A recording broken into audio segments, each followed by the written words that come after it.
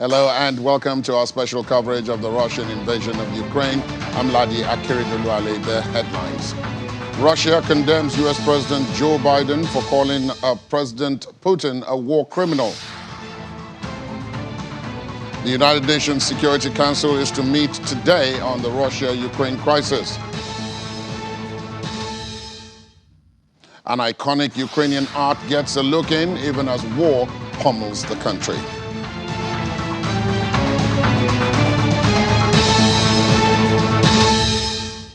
We start this morning with condemnation from the Kremlin of U.S. President Joe Biden. A spokesperson for the Kremlin, Dmitry Peskov, has called Mr. Biden's characterization of President Putin as a war criminal, quote, unacceptable and unforgivable rhetoric on the part of a head of state whose bombs have killed hundreds of thousands of people around the world. Mr. Biden delivered the remark off the cuff in response to a reporter's question at the White House. It is the first time he has used such language to condemn President Putin, and the White House later said he was, quote, speaking from the heart. Meanwhile, the Polish Deputy Foreign Minister Marcin Pirdac says he agrees with the U.S. President's characterization of the Russian leader as a war criminal. Well, war criminal or not, the United Nations Security Council is set to hold an emergency meeting today to address the escalating humanitarian crisis in Ukraine. The United States, Britain, France, Ireland, Norway, and Albania called for the meeting, according to diplomatic sources, following the increase in shelling on civilian areas in recent days. The US, UK, and France are all permanent members of the Council, along with Russia and China. And it's been reported that discussions are also underway to set up an occasion for Ukrainian President Volodymyr Zelensky to speak to the UN General Assembly, which is made up of all the member states. And going to Ukraine itself, the southern port city of Mariupol has been heavily targeted by Russian shelling in the past 2 weeks, and more than 30,000 people are estimated to have fled already. Today, another 13 buses carrying around 300 refugees each arrived across the border in Russia's Rostov region. Mariupol is experiencing the worst humanitarian disaster, with food, water, electricity, and other key supplies cut off. Russian missile strikes on the city have also targeted a children's hospital and yesterday a theater where over 1,200 people had been sheltering. Ukrainian officials say at least 2,400 civilians have been killed so far in the city. Yesterday, Ukraine also reported that another city, Chernihiv, had Russian forces shooting and killing 13 Ukrainians who were queuing to buy fuel. Ylva Johansson, the European Union Commissioner for Home Affairs, has asked for the evacuation of babies from surrogate mothers in Ukraine as their intended parents cannot travel there. The commissioner said surrogate mothers that gave birth to babies right now cannot have those babies picked up and are in a bit of a limbo, adding that there's a huge need for evacuations for these children. And U.S. President Joe Biden has announced an additional $800 million in security assistance to Ukraine, even as his position on a no-fly zone over the country did not change after Ukrainian President Volodymyr Zelensky's urgent appeal to the U.S. Congress for military help to fend off a Russian invasion. Addressing Mr. Zelensky's remarks in his speech, Mr. Biden said the United States has offered Ukraine more than $1 billion in security aid, adding that America will continue to give Ukraine weapons to fight and defend themselves, offer humanitarian relief, and support Ukraine's economy with additional financial assistance. I want to begin by thanking President Zelensky for his passionate message this morning. I listened to it in the private residence, and he was convincing and significant speech. He speaks for a people who have shown remarkable courage and strength in the face of brutal aggression. Courage and strength that's inspired not only the Ukrainians, but the entire world. Putin is inflicting appalling devastation and horror on Ukraine, bombing apartment buildings, maternity wards, hospitals.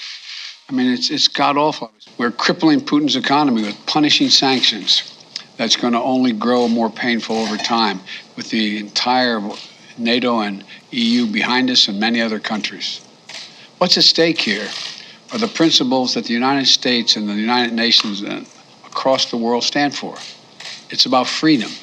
It's about the right of people to determine their own future.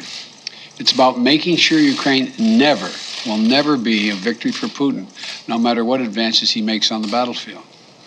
The American people are answering President Zelensky's call for more help, more weapons for Ukraine to defend itself, more tools to fight Russian aggression. And that's what we're doing. In fact, we started our assistance to Ukraine before this war began, as they started to do exercises along the Ukrainian border, the Russians, starting in March of last year. We took the threat of Putin invading very seriously, and we acted on it. We sent Ukraine more security assistance last year, $650 million in weapons, including anti-air and anti-armor equipment, before the invasion, more than we had ever provided before. So when the invasion began, they already had in their hands the kinds of weapons they needed to counter Russian advances. Now I'm once again using my presidential authority to activate an additional security assistance to continue to help Ukraine fend off Russia's assault, an additional $800 million in assistance. That brings the total of new U.S. security assistance to Ukraine to $1 billion just this week. These are direct transfers of equipment from our Department of Defense to the Ukrainian military to help them as they fight against this invasion. And I thank the Congress for appropriating these funds. And across the pond in Britain, Prime Minister Boris Johnson has said there is an understanding in Saudi Arabia of the need to ensure stability in global oil and gas markets following a meeting with Saudi Crown Prince Mohammed bin Salman. Mr. Johnson says a strong global economy was very much in the interest of oil-producing countries. This comes as many Western countries are boycotting Russian oil and gas. We discussed everything that you would expect. So I raised human rights, as I'm sure you would expect. Well, but we also talked about what we can do to stabilize oil prices, to fight inflation, to help consumers, to help people at the gas pumps, at the petrol pumps, and a lot of agreement that it is important to avoid inflation, to avoid the damaging economic consequences. Agreement that we need to work together to bring peace to Ukraine. I thanked the Saudis for what they're doing. They were joined the UN resolution, as you know, in condemning what Russia has done, and both agreed that we need to see an end to Putin's war. I think you need to talk to the Saudis about that, but I think there was an understanding of the need to ensure stability in global oil markets and gas markets, and the need to avoid damaging price spikes, and a strong global economy, a strong UK economy, which we've got, continuing with a strong UK economy, is very much in the interests of the oil-producing countries as well. It's fantastic news that Nazanin is out at last, and I'm thrilled for her. I'm thrilled also for Anousheh Ashuri and Taba Murad, who are also out. It's been a lot of work by a lot of people. I want to pay particular tribute in the case of Nazanin to her husband Richard, and it's fantastic that she'll be now able to come back and see her family, see her daughter Gabriella, and I should also thank some of the people who've worked hard. The Omanis have been very useful, and I thank them. I think a huge team has been on it for a long time. British Prime Minister Boris Johnson there, speaking on a wide range of issues, but of course leading with the UK and its position vis-a-vis Saudi Arabia on Russia's invasion of Ukraine. Well, back in his home country, the British Prime Minister, of course, being in Saudi Arabia, back in London, Channels Television's Juliana Olayinka joins us now to take a look at some of the issues that the Prime Minister referred to there and others. The UK acting on its own accord or in concert, depending on who you speak to, has also imposed sanctions on Russia. And I want to begin with that. There are a lot of Russian investments in the UK. Many Russians consider it a second home, or even in some instances a first home. How is that playing out on the ground? Because we also know that the UK is big on services. Well, good morning, laddie. I presume that it's not going down well. It's pretty difficult at the moment because if you are living in the UK or you're living in the West, there's pretty much an echo chamber that is totally focused on talking about the huge humanitarian crisis that's currently undergoing in Ukraine. Of course, there are about 3 million refugees that have fled, that are looking for homes. So in terms of the actual pain it's causing to the Russians is really difficult to decipher.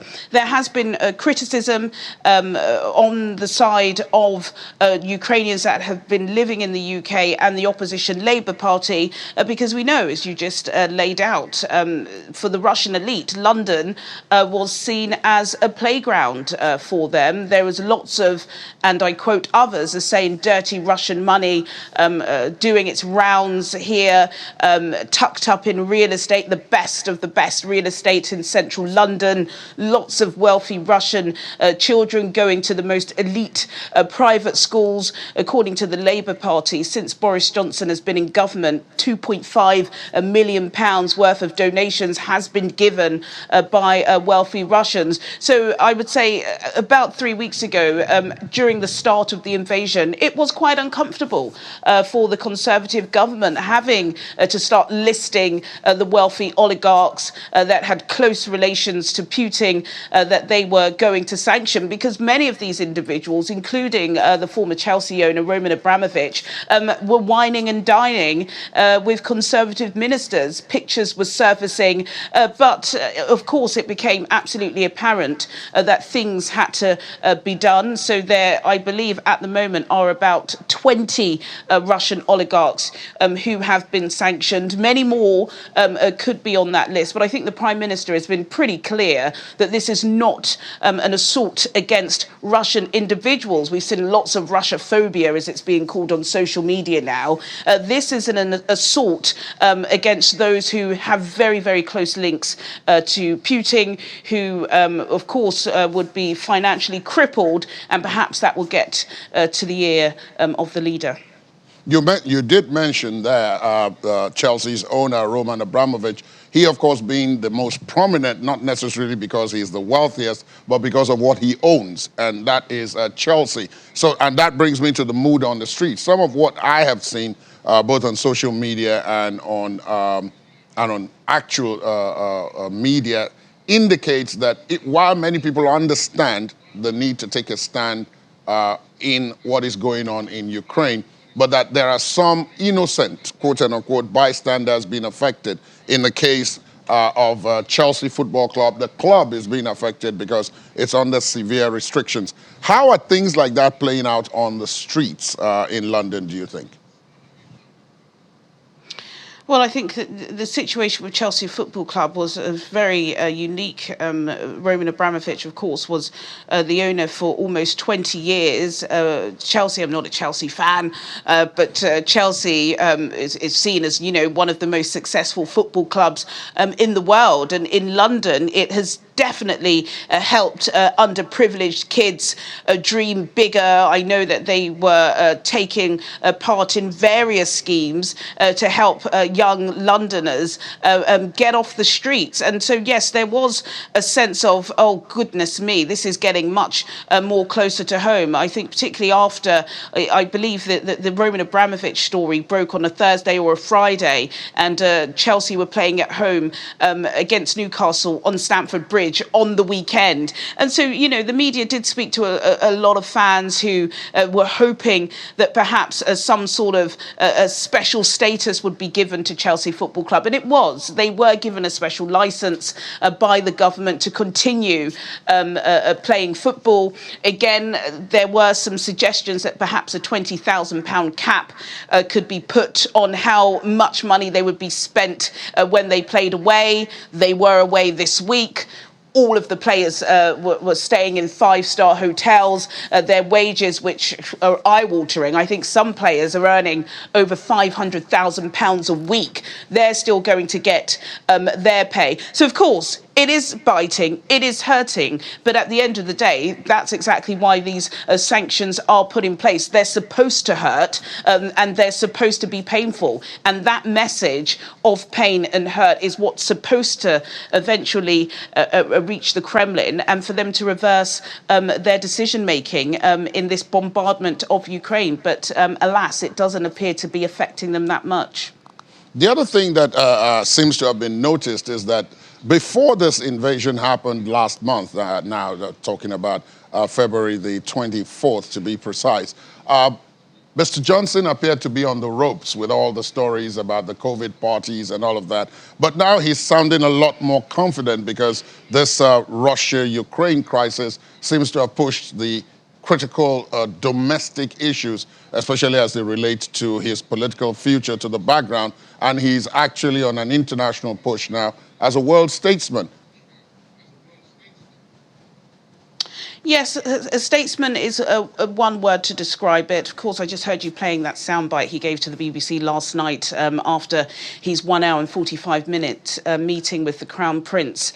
But I'm not sure really how that's being played out on the global scene, particularly after the horrendous, brutal murder of the dissident journalist Jamal Khashoggi. The US had the evidence saying that, it was appointed by the Crown Prince. Over the weekend, there were 81 killings of people in Saudi Arabia, in Riyadh. When Boris Johnson was there, a further 3 individuals were killed. I'm not sure the G7 allies and the global north consider Boris Johnson's regional tour of the Gulf helpful. Yes, of course, he is trying to be a statesman and say that he wants to try and rally support from other to try and stabilize oil prices, but not going from one dictator to another, cup in hand, as some individuals are saying. But going back to his reputation domestically, I think, yes, some senior figures in Whitehall may be breathing a slight sigh of relief because, of course, Downing Street Partygate was dominating the headlines just before the war broke out late last month. And it wasn't a matter of if, it was a matter of when Boris Johnson would, have to face a vote of no confidence. But it hasn't been as smooth as he would like. I think a lot of people are still quite sore about the humanitarian appeal shortly after, the fact that you had places like Poland, much less wealthier than Britain, taking the lion's share, countries like Germany also taking 80,000 refugees, and the fact that at one point Britain only had about 500, that wasn't great. Also as well, this new scheme that the government have put out, Homes for Ukraine, which over 100,000 Brits have offered up their spare bedrooms for Ukrainians, is apparently facing significant teething problems. So yes, the attention has been put away for now from the Partygate scandal. The Scotland Yard investigation is still ongoing. The way Britain has responded to this humanitarian disaster hasn't exactly been colourful. So we shall just have to wait and see. I think the biggest story, which again we just heard the Prime Minister talking about, was the welcome relief that Nazanin Zaghari Ratcliffe has finally been relieved after 6 years in a Tehran prison, which is absolutely phenomenal news. Prime Minister Boris Johnson is very, very, very, very lucky that she was released under his tenure, considering when he was foreign minister, there were parts of his statement that he said when he was in Tehran that led to her being kept held for much longer. So I think at the moment that's probably the shining light in what's been a pretty terrifying couple of weeks. Well, we're completely out of time, but I can't let you go without asking this. There's been an announcement of a suspension of visa issuances to various countries, among which were Nigerians or Nigeria, based on what you described as Home for the Ukrainian scheme. It seems as if all attention is being focused on that now, and that these others are taking a backseat. Is that correct? What's the position in that? Well, I'm not certain it's correct, actually. However, the information I'm receiving is actually from the Nigerian, the British High Commission in Nigeria. So I'm presuming, some people would know much more than me. But I think there seems to have been some miscommunication between the media and whoever is the spokesperson for the British High Commission in Nigeria. It was the priority visas that has been scrapped. No other visa. Every other visa is still pretty much available. All the visa application centres in Nigeria are still very much open. But of course, yes, Britain is a humanitarian, open country, and all efforts are going to be put towards fast-tracking these Ukrainians into the United Kingdom. So if you have a lot of money and you were eligible for a priority visa, you just have to wait as you would if you were a normal person. That appears to be all. But this is third-party information that I'm getting from those based in Abuja. Not anybody in London is talking about this story. Always good to see you, Juliana, and thank you for the update. Stay safe. I know that's becoming like a cliche now. We've been saying it for more than 2 years. Always good to see you. Oh, I need to. Thank you. Thank you. We'll take a break on the program, and when we come back, we'll take a look at that address by President Zelensky to the U.S. Congress late yesterday. Please stay on with us. Thanks for staying tuned. Welcome back. Let's join counterterrorism expert John Essen, who is joining us virtually. Nice to see you, Mr. Essen. Welcome to the program. Thank you. Good morning for having me. Thank you for having me. Good morning. Sorry. This entire process, the Russia-Ukraine crisis, is a nightmare, not just because of the damage and the destruction that is going on and the loss of life, but it is because of what is going to follow whatever peace that comes. What's your reading of the situation? Yeah, thank you for the question. International bodies like the UN and NATO during the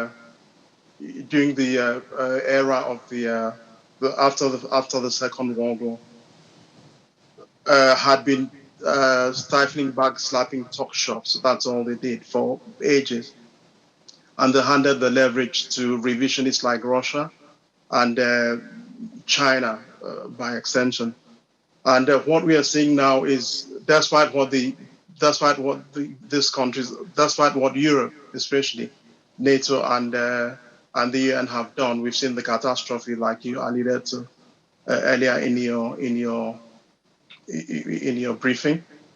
But we've seen the urbanized cosmopolitan areas like Kharkiv, like Kiev, which is the capital and the center of gravity for the soul of the Ukrainians, totally destroyed. But we have to bear in mind that a lot of what is happening amount to war crimes under international law, under international humanitarian law, and to be more specific, under all four Geneva Conventions of 1949 and the 1977 Protocol.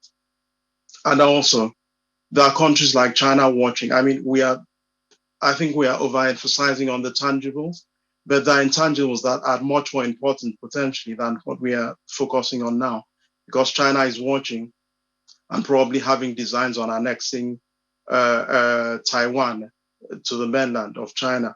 if this doesn't cause a world war, what Russia is doing now, then what China is likely to do, taking a cue from Russia, is likely to cause a war. So it's all right to focus on China, but we have to look on Russia, but we have to look at the potential of what Russia has been allowed to do because of a lack of deterrence by international institutions like NATO, like the EU, and like the United Nations.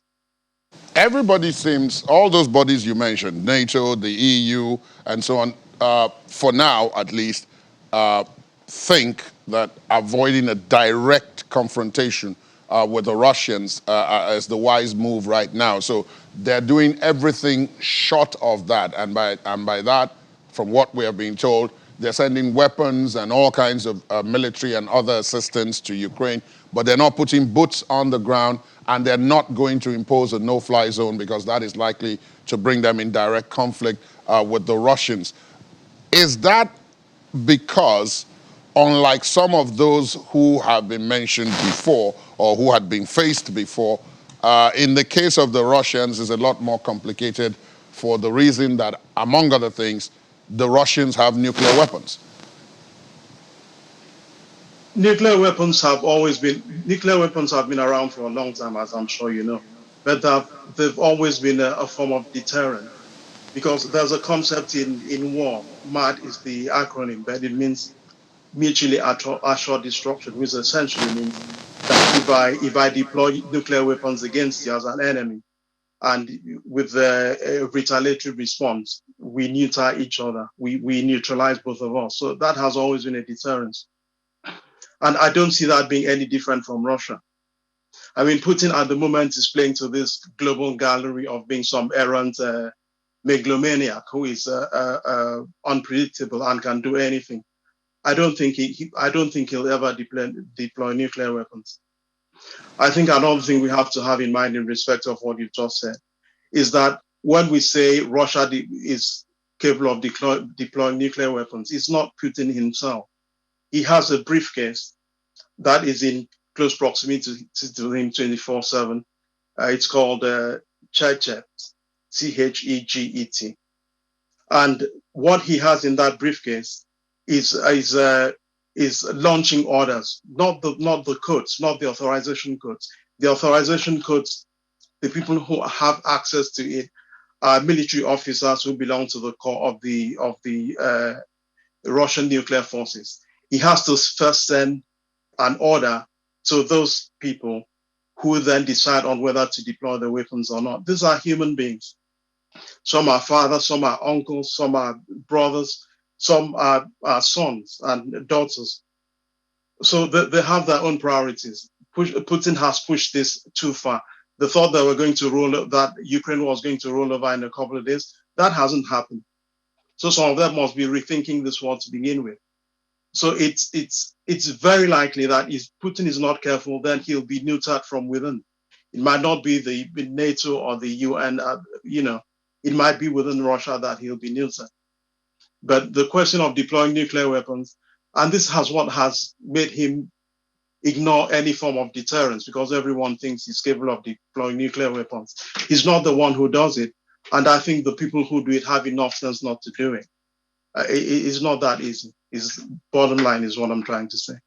Now, there's the issue of precedence, which you mentioned. While I understand what you said about the fact that maybe there's a bit of an oversell in terms of what Putin may be prepared to or not to do, many of these institutions that you mentioned, NATO, the UN, the EU, are not able to also act because there have been some precedents in the past where other powers have ignored them and gone ahead to do what they believed, including the United States. When it was going to go into Iraq, it ignored the United Nations. It didn't go with NATO at the very beginning. When it was going to go into Iraq, it didn't go with the United Nations position. There was strong opposition, but it went ahead nevertheless. So this situation is not what has created the fact that some countries believe that they can ignore the system and go ahead because no one is able to stop them, and that's what Putin has seen and is acting on. Yeah, to a degree, you're right, but we are dealing with a revisionist. We are dealing with someone who will do anything to change the status quo. He's not satisfied with the status quo, and he is prepared to change it. That is what he wants to do. He wants to substitute the rules-based international order that has been driving international relations for the last 80 years for his totalitarian, repressive policy priorities. He wants to turn like China. He wants to turn the world into the world that suits him, that suits his kinds of policies. And if we allow that to happen, that is exactly what is going to happen. That is why his only real ally is China. And while we're doing this, we have to watch China as well, because China is probably using this as a cover with designs on Taiwan, which is why I said what I said earlier. You do not cut revisionists slack, because they take even negotiations as a sign of weakness. To them, prudence, which is negotiations for the West, is timidity, and they exploit that. I mean, he went into Georgia in 2008. No one said anything. He went into the Donbass region in 2014. No one said anything. And now he's doing all of these killings, and all we're doing is supplying. And I understand the reason for not wanting to enforce a no-fly zone over the Ukrainian skies. But this guy is on his way down. He's the weakest he's ever been. He's asking China for food for his army, for food. That is how low he is. If there was any time to take him out, it would be now. But we are relying on the fact that he might deploy nuclear weapons or chemical weapons, and therefore we can't confront him directly. I understand that, but this is the lowest Russia has ever been, and if there was ever any opportunity to take Russia out, it would be now. But I am hoping that he'll take the risk to issue orders for the deployment of nuclear weapons. And I'd rather risk seeing a response from the officers who issues those orders, because I think that'll be the line for them. Because it looks like we, the West, we can't draw any lines. Obama drew a line for Syria, not to use chemical weapons, in northern Syria. I think it was 2012. They went ahead and used nuclear weapons and were aided by Russia. But the Americans stood back on the brink and did nothing. And I can assure you that what Putin is doing today, even the threat with the use of chemical weapons, is directly related to what happened in 2012, when the Americans shrunk back from taking action, from acting on their red line. So these people know how the West think, and it's high time the West changed the tactic as well, because it's not just Russia. There's Iran, and there's North Korea as well. If Russia does not cause a world war, one of these other ones will. And it's high time we stood up, stood our ground, and maybe use a different approach that will work, because this doesn't seem to be working. And the reason it doesn't seem to be working is because they're diametrically opposed, independent and irreconcilable points of views. So maybe we have to start acting like they do, start behaving like we're unpredictable as well, and see how far that takes us. Sorry, That's an actually no, I get that. That's actually a fairly unique perspective, and we'll have to see how that plays out in the days to come. Of course, the first opportunity to test that will come up later on today when the UN Security Council meets. Many people have said they're not expecting much out of that. But thank you very much, John Essen, for joining us this morning on the program. It's been a pleasure having you with us. Thank you for having me. It was a pleasure. Now let's talk business, and Ini joins me here. Ini John McQuarrie, of course, is Channels Television's business correspondent. Ini, so the Russians didn't actually default, but what they did was not particularly paying. Was it? Maybe they were just smart. So they gave the order. That's talking about the $117 million that we're supposed Which to they were supposed to have paid yesterday. Yesterday. So they gave the orders, and according to the Minister of Finance in Russia, he said, well, they have given the order, After all, they have their total assets in foreign reserve is about $600 billion. About half of that is under sanction. That means they cannot access it, but they still have about half of that. So they have given the order, but because of the restrictions, they cannot access dollar, they cannot do business with the US and all that. They said, well, they have given the order, let the US follow up on the order, follow up to see if the order is actually carried out or not. But I think the good thing is the US have decided to carry out, I guess, for the sake of the investors. Because, I mean, if they don't, then it's the investors who are losing out. So let's say they have not defaulted somehow in that.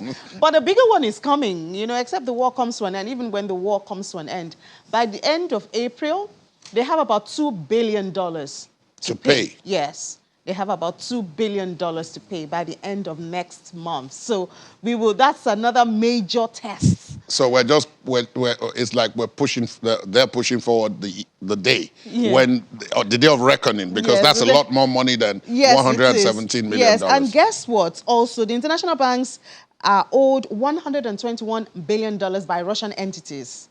So that's also something else. So except all of this come to an end real soon, but even when it comes to an end, we know that there'll be a lingering effect, afterwards. But perhaps if it comes to an end, then they can start putting things together a little bit and see if they can make, because there are so many tranches of debt. Of money to pay. Yes. Something else they've done, of course, is something we discussed earlier in this week, which is the issue of leased planes. And now there's a law in place. So President Putin signed a law yesterday to empower the leased planes, which are they have about 83 regional jets in Russia. 85% of that belong to leasing companies from the West. Now, they are in the country that they were leasing, they are there to do business and all that, and then this happened.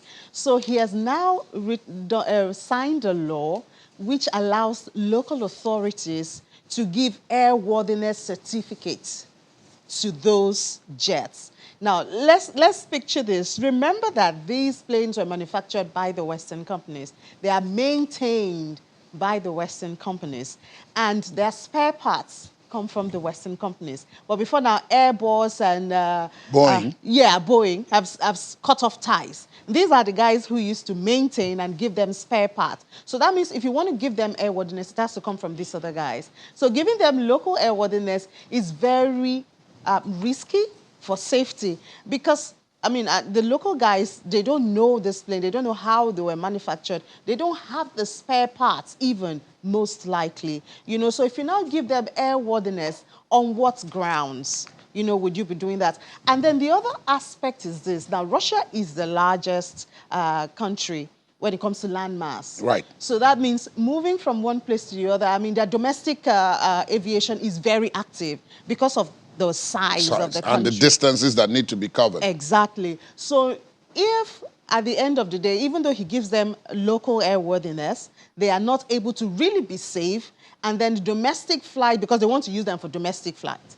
Now, if they don't have an active domestic aviation sector, it crumbles the little businesses they could have had. Because people can hardly, it's not like Nigeria. Do you know what I mean? I do. So if their aviation sector is crumbled or has a major setback, which is likely to happen, except they really have the true airworthiness and the spare parts that they need to maintain this aircraft, then it will also trickle down to other parts and sectors of the economy. Of course, there are other things that have since been happening there. You have the International Energy Agency saying that Russia could be forced to cut oil production by as much as 30%. 30%, yeah. Well, that shouldn't come as a surprise. You have people boycotting, banning them, UK, US, Canada, Australia, some corporates, even joint ventures, corporates have come out of that. And, before now, Russia used to produce about 10 million barrels per day.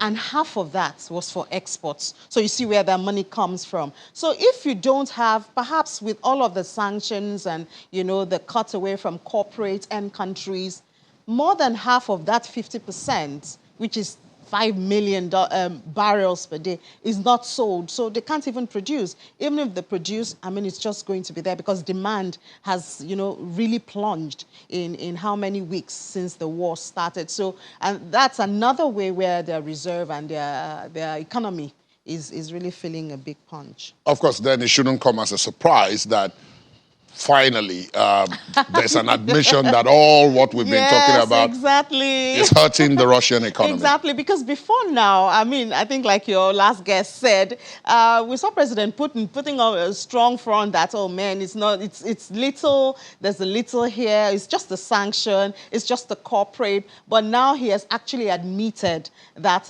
Russians are facing it. Inflation is up. Inflation, in 2 weeks, inflation has gone to, I think, about 2.5% or so, which is higher than what they had. I think that's highest in about 20 years. Prices of goods, both locally made, we understand the imported goods. The one of the foreign. Exactly, but even locally made have gone up about 10%.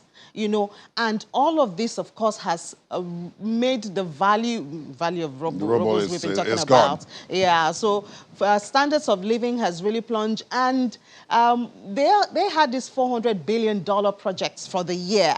That is really threatened now. They're supposed to do some IT infrastructure. All that is really threatened, and the President Putin, is now asking for more social welfare, to help the people. But I mean, where's the money to come from? Where's the money coming from? How much impact will it have when, even if you give them the amount of money that you used to give them before, it doesn't... it doesn't cover things anymore because inflation and all of that has And guess what? Over 1 million Russians may declare bankruptcy in a very short time. That's according to their own... It never rains. It never rains. It just pours. Thank you so much, Ini. As usual, Ini will be here at 1:30 with Business Incorporated. Laddie Williams will be here just after this show with Business Morning. You can get more of this and indeed other business stories happening around the world on that. But for now, we'll take a break. Where top auction houses cancel Russian art sales in London. We'll have details. Please stay on with us. Thanks for staying tuned. Welcome back. We're on the last leg of the program. Ukraine's president invoked the horror of the 2001 terror attacks on the United States as he pleaded for more military aid in a historic address to the U.S. Congress. Volodymyr Zelensky said via video link that Ukraine is enduring a 9/11 every day as it battles Russian forces. The Ukrainian president received a standing ovation as he finished his remarks to members of the U.S. House and Senate. He also received a standing ovation before he spoke.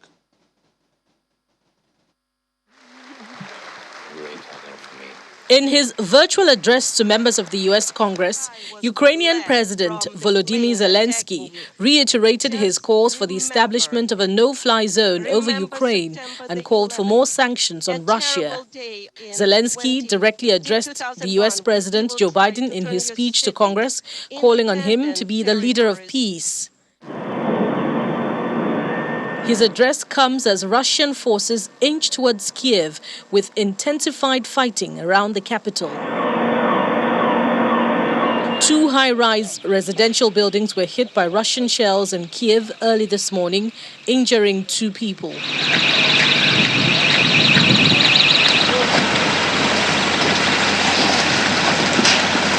People across the city have been taking shelter in bunkers as part of a 2-day curfew. The city's mayor says it's a difficult and dangerous moment for the capital.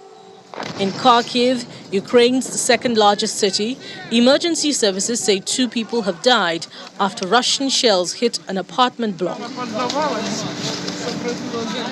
And in Mariupol, the deputy mayor says Russian troops are still holding 400 people, including doctors and patients, like hostages, inside a hospital. Meanwhile, NATO defense ministers have met with their Finnish, Georgian and Swedish counterparts, as well as the Ukrainian ambassador, to discuss the situation in Ukraine. Since the start of the Russian invasion, allies have significantly stepped up our support for the brave Ukrainian people, government and the armed forces, with military equipment, humanitarian and financial assistance, and giving shelter to millions of refugees.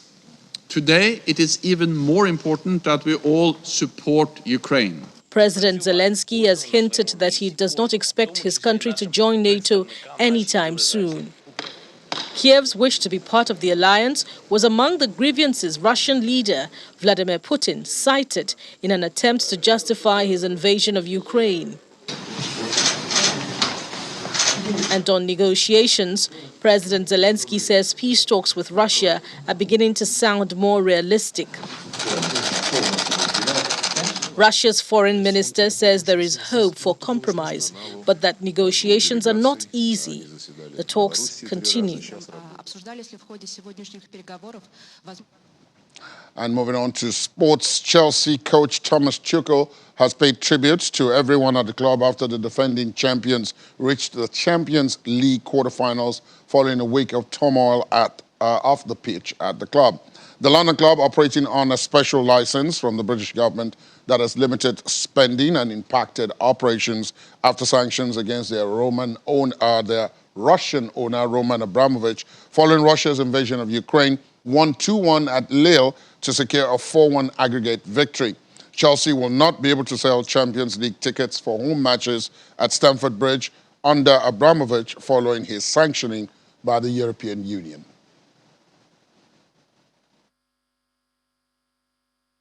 Chelsea is so clear what it demands from every employee and from every player. So play your role and play it to the limit and live up to it and take your responsibility. And this is what Chelsea is about, and that sharpens your mentality and that brings out the best in you, because it's normal to do it on a daily basis. And because this mentality is installed over years and years and a decade, that's why it's possible that we can stay focused. It plays a big part in why we can stay focused and produce results as we do in the moment now, when things are uncertain and things are unstable around us, because it's already there and we live it on a daily basis. Of course, we try to encourage the players and to support the players in the best way possible.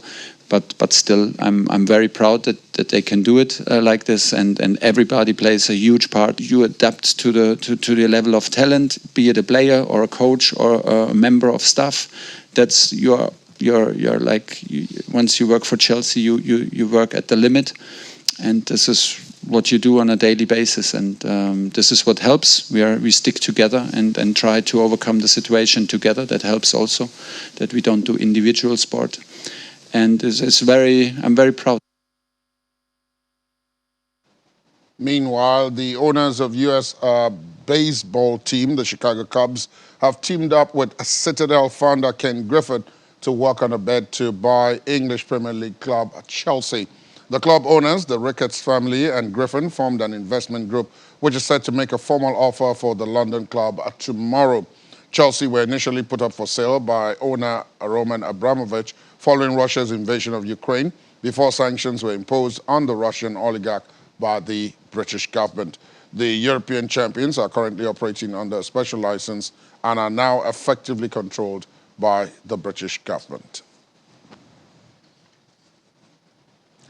Auction House, Christie's, and then others, Sotheby's and Bonhams, have all cancelled sales of Russian art in London in June, part of the art market's response to Western sanctions on Russia as punishment for its invasion of Ukraine. The auction houses hold sales of Russian art in June and November in a period known as Russian Art Week, attracting wealthy Russian buyers. Sotheby's said it had called off its sale of Russian art in London in June without giving any reason.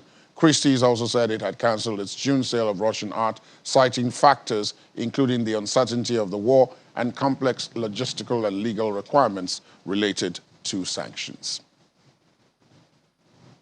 And finally, as Ukrainians battle the Russians, a group of producers and historians have brought his work to cities across the United States and Canada in an exhibit known as Immersive Shevchenko, Soul of Ukraine. Now, who is this? Taras Shevchenko was a 19th century Ukrainian poet, artist, and political figure who worked to promote the unique culture, history, and language of Ukraine at a time when it was part of the Russian Empire. Produced by the same group that created the immersive Van Gogh, The goal of the exhibit was to introduce the world to an artist who is known and revered in his native country.